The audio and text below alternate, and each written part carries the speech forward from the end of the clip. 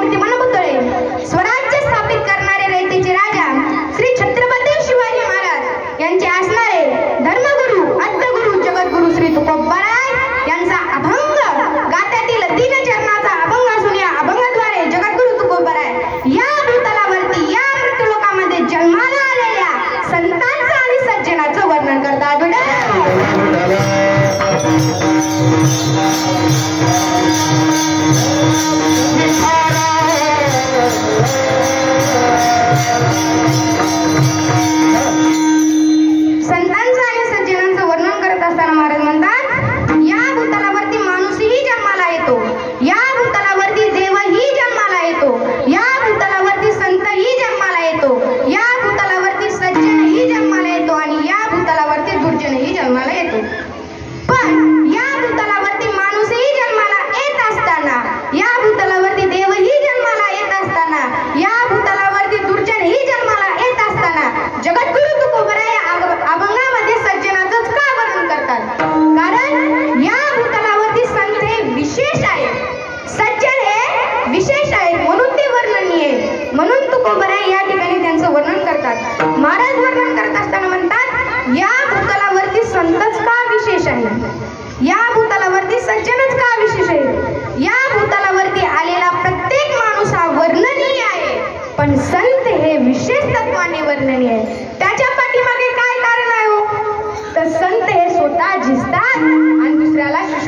करतात. आपण तसं करत नाही. माणसाचा विचार केला तर माणूस स्वतःशी शोभित होतो आणि दुसऱ्याला झिजवतो. म्हणून संत हे वर्णनीय आहेत. ते स्वतः झिजतात आणि दुसऱ्याला सुशोभित करतात.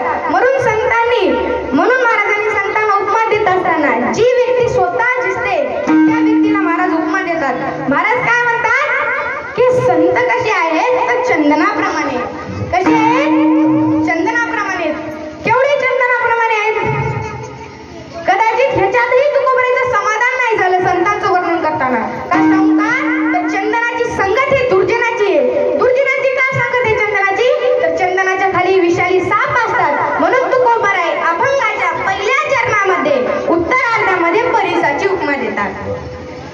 परिस कसा आहे हो? परिस हा लोखंडाच्या संगतीमध्ये गेला की त्याचं लोखंड होतं. बरोबर? झोपले काय? परिसाचा संग.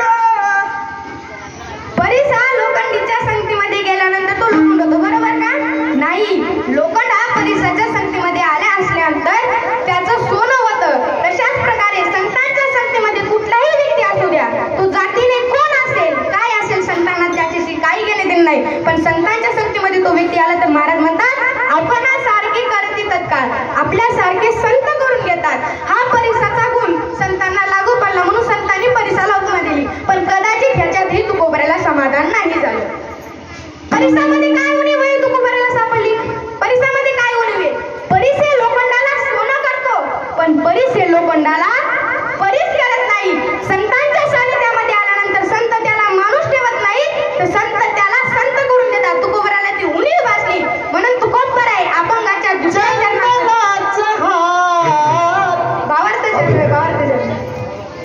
म्हणून तुकोबराय अभंगाच्या दुसऱ्या चरणामध्ये दिव्याची उपमा देतात.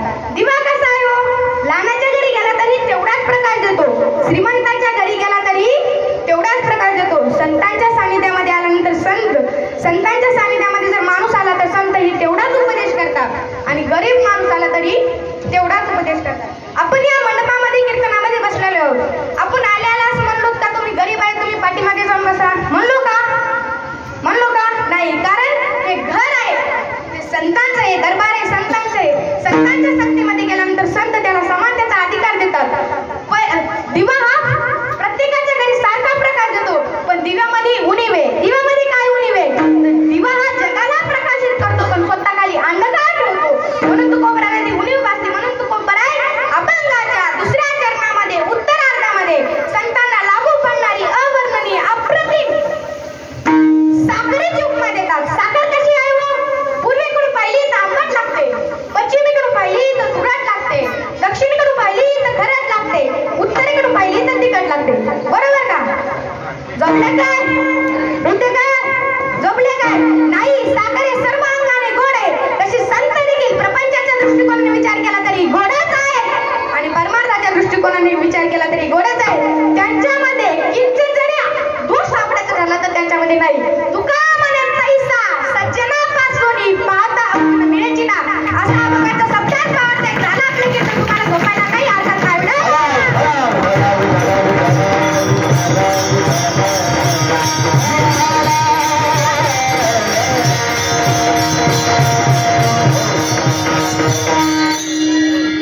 अभंगाद्वारे चिंतन करण्यात तत्पूर्वी अल्पसा परिहार देणं अतिशय अगत्याचं आहे आणि तो द्यायचा झाला तर म्हणजे असा की आज आपल्या या पुण्यभूमीमध्ये पुण्यनगरीमध्ये भगवान श्री पंढरीश परमात्म्याच्या आशीर्वादाने ज्ञानोबराय तुकोबराय जगद्गुरु तुकोबराय सद्गुरु बाळूमामांच्या भगवान बाबांच्या आशीर्वादाने माझ्या या जन्मभूमीमध्ये कर्मभूमीमध्ये भूमीचे अनेक प्रकार माणसाच्या जीवनामध्ये येतात. एखाद्या वेळेला माणसाचा जन्म एका ठिकाणी होतो. जन्मभूमी एक असते आणि कर्मभूमी एक असते. पण माझ्या जीवनामधला योग जुळून आलेला आहे की माझी जन्मभूमी हीच आहे आणि त्या जन्मभूमीमध्ये कर्म करायचा योग माझ्या जीवनामध्ये प्राप्त झालेला आहे. जन्म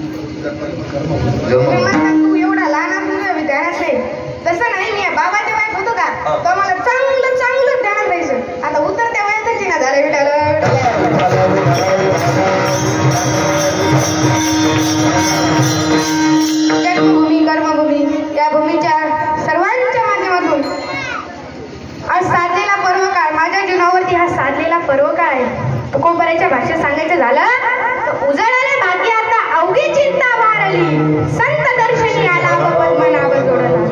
या अनुषंगाने या ठिकाणी समस्त ग्रामस्थ गावकरी मंडळींच्या आणि माझ्या आई वडिलांच्या आणि परिवारांच्या माध्यमातून एक आयोजित केलेला हा सोहळा आहे, एक कृतज्ञपणा व्यक्त करण्याकरिता आयोजित केलेला सोहळा आहे।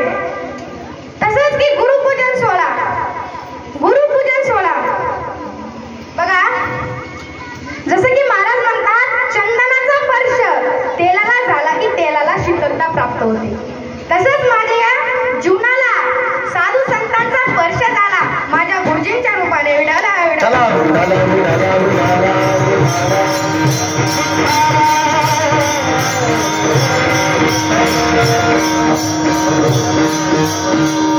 ज्यांच्यामुळे मी आज या ठिकाणी उभा आहे, आदरणीय पूजनीय महाराज म्हणतात की गुरु बिना बताए कोनो बात, गुरु शिवाय या जगामध्ये कोणी सोडवणार नाही।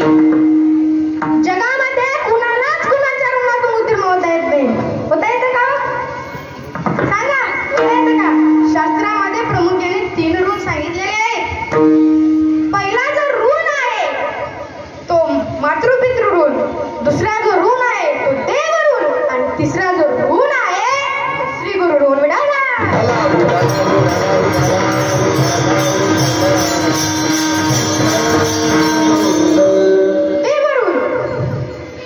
देवऋण देवाने दिलेल्या देह भजनाला आणि कीर्तनाला लावून फेडता येतो।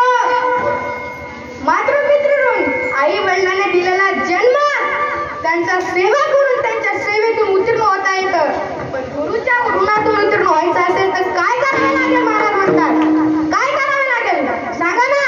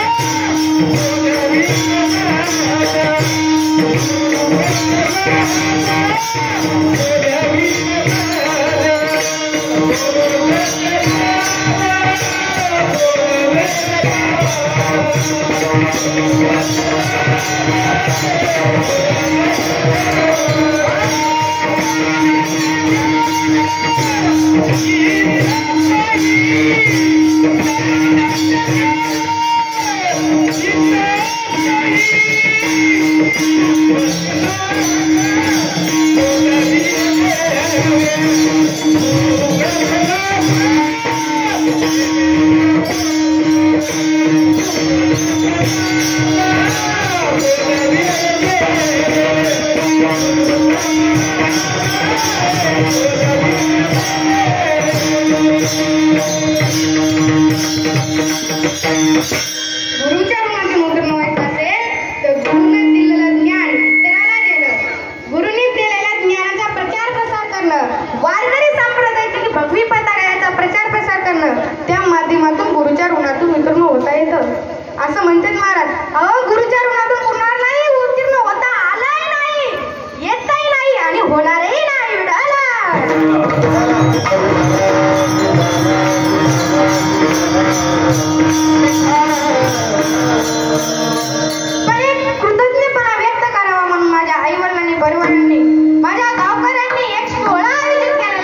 माझ्या जीवनामधली परमभाग्याची गोष्ट आहे की गुरुपूजन सोहळा निमित्त माझ्या गुरुजींच्या समोर गुरुजींच्या सानिध्यात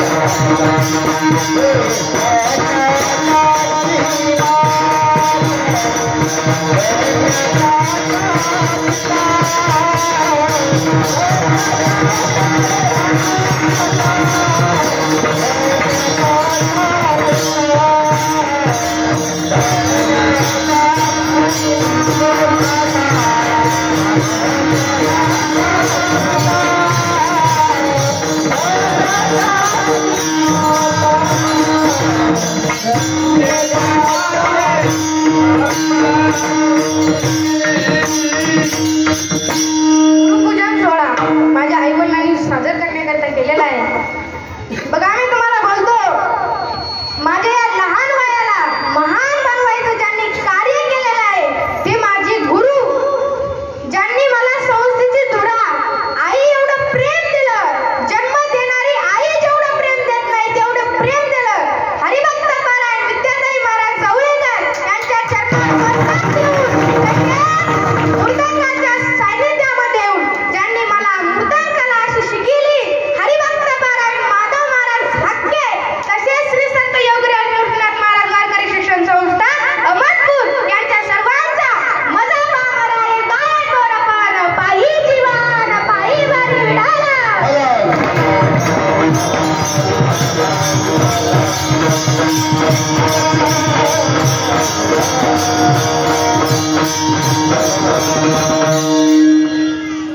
प्रस्तुत जगद्गुरु तुकोबाईचा अभंग असून या अभंगाद्वारे जगद्गुरु तुकोबाराय संतांचं आणि सज्जनाचं वर्णन करतात. संत कसे आहेत तर निर्दोष आहेत. कसे आहेत? निर्दोष आहेत. पण सज्जनाचं महत्व वाढवण्याकरता दुर्जनाची गरज असते. दुर्जनी सज्जनाचं महत्व वाढवत असतात. म्हणून जीवनामध्ये दुर्जनाची देखील गरज आहे. कारण धोब्याकडे जर आपण आपले कपडे धुण्याकरिता गेले तर तो देखील साबण मागतो, पण हा दुर्जन नावाचा जो धोबी आहे ना तो बिना साबणाचे आपले पापरूपी कपडे धुवून देतो. म्हणून जीवनामध्ये दुर्जनाची देखील गरज आहे. आणि या दुर्जनामुळे त्या ठिकाणी सज्जनाला महत्व प्राप्त झालेले आहे. जे काही संत आहेत, सज्जन आहेत, त्यामध्ये व्यवहारिक असो परमार्थिक असो कुठल्याही प्रकारचे अवगुण दिसत नाही असे महाराज म्हणतात. विठाला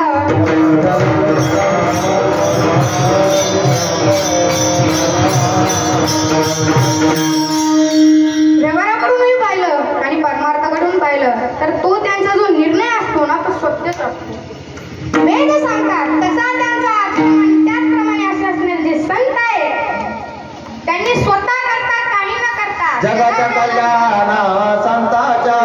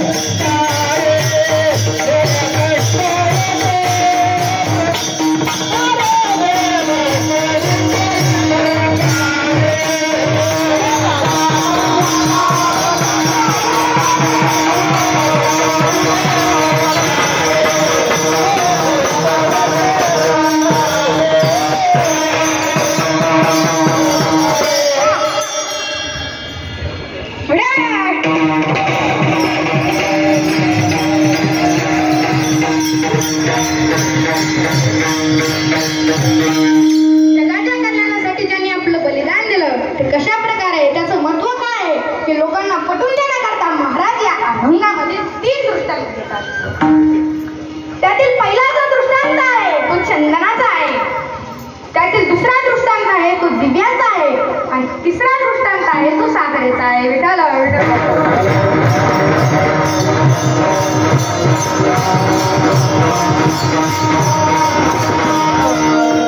पहिला जो दृष्टांत आहे तो चंदनाचा आहे की चंदन जसं स्वतः दिसतं आणि दुसऱ्याला सुशोभित करतं. त्यामध्ये दोन प्रकार आहेत, एक सुशोभित करतं आणि एक पवित्र करतं. मग तशाच प्रकारे हे जग स्वतः करता जगत नाही. हे जग स्वतः करता जगत नाही. खरंच सांगायचं झालं तर जगाच्या कल्याणात संतांची विभूती देह कष्ट विधी परोपकारी. विभूती म्हणजे काय तर शरीर ते सदैव परोपकार करता झिजत असतो. म्हणून महाराज अभंगामध्ये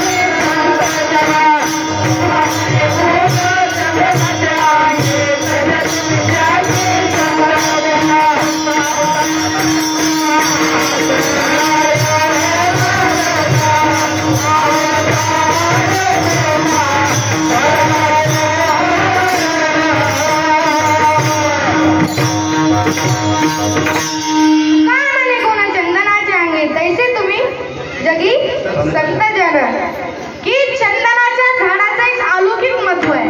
काय अलौकिक महत्व आहे की चंदन ज्या ज्या जंगलात असतं किंवा ज्या ज्या ठिकाणी असतं त्याच्या अवतीभोवतीच्या काही झाडे असतील, बाबरी बोळीच्या काही झाडे असतील तर ते त्याला सुशोभित करतं. संताने सरिता संताने सरिता केवळ सफारी संताने सरिता केवळ सफारी